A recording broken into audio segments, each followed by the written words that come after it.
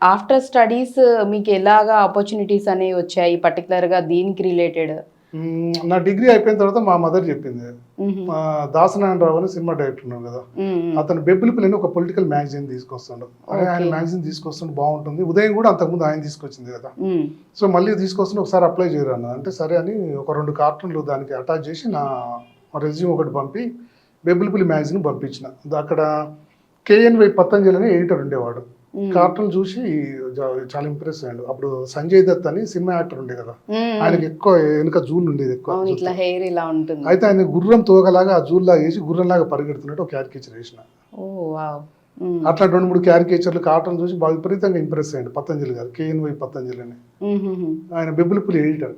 So ఆయన బాగా నేను కార్టూనిస్ట్ గా నేను తీసుకుంటే ఈయనే తీసుకుంటా అని చెప్పి మా ఊరు నుంచి రప్పించి నా కార్టూనిస్ట్ జాబ్ ఇచ్చిండు. సో అప్పటి నుంచి అట్లా కంటిన్యూ అవుతూ.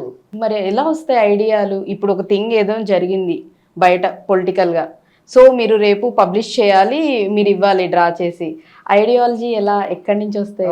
అది నిజంగా టఫ్ క్వశ్చన్ అండి. అంటే ఐడియా ఎట్లా వస్తుంది అన్న చెప్పడం నిజంగా అదొక మిస్టరీ నన్ను అడిగితే. అంతేనా? అదొకటి. ఇంకొకటి ఏంటంటే ఒక్కోసారి నాకు ఏమనిపిస్తుంది అంటే కామన్ సెన్స్ ఒకటి సరిపోతుంది అనిపిస్తుంది. అంటే ఒక ఇష్యూ జరిగితే దాని మీద అంటే స్పాంటేనియస్గా ఒక ఫన్నీగా రియాక్ట్ అయ్యేది ఎవరికైనా ఉంటుంది జనరల్గా. మనం దాని మీద ఎక్కువ ఫోకస్ చేస్తే ఒక ఐడియా తలుపుకునే పెరగవచ్చు అని ఉండొచ్చు. ఇప్పుడు నేను రీసెంట్గా మొన్న తమిళనాడు కేరళ ఎలక్షన్లలో కమ్యూనిస్ట్ సీఎం పినరయి విజయన్ ఓడిపోయాడు. తమిళనాడులో మన ఎవరు విజయ్ గెలిచిండు. అక్కడ పినరయి విజయన్ ఓడిపోయిండు కేరళలో, తమిళనాడులో విజయ్ గెలిచిండు. సో విజయ్ 2 ఉన్నాయి కదా పేర్లు. ఇక నాకు ఒక క్లూ దొరికింది, అరే విజయ్ ఆల్రెడీ విజయన్ గా ఆయన సీఎం గా పోయింది, పదవి పోయింది. ఇక్కడ విజయ్ పేరుతో ఈయన సీఎం రాబోతున్నారు. కాబట్టి విజయన్ ఏం చేస్తున్నట్టు ఆయన సీఎం నేమ్ బోర్డు ఉంటుంది కదా, నేమ్ ప్లేట్, దాన్ని సీఎం విజయ్ అన్నదాన్ని విజయ్ నాకు ఇది పనికిరాదు, నీకు పనికొస్తే తీసుకో అన్నట్టు ఒక కార్టూన్ వేసిన అప్పటికప్పుడు.